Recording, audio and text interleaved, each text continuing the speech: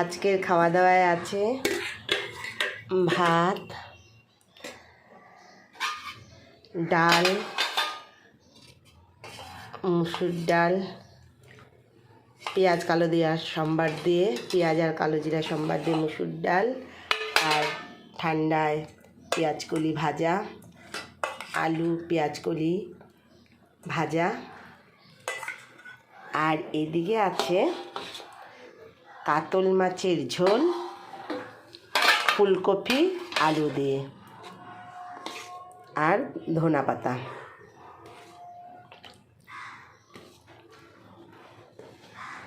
তো আজকের দুপুরের খাওয়া দাওয়ায় ভাত, ডাল, মুসুর ডাল, আলু পেঁয়াজকলি ভাজা, আর কাতল মাছের ঝোল, ফুলকপি আলু দিয়ে, ধনা পাতা।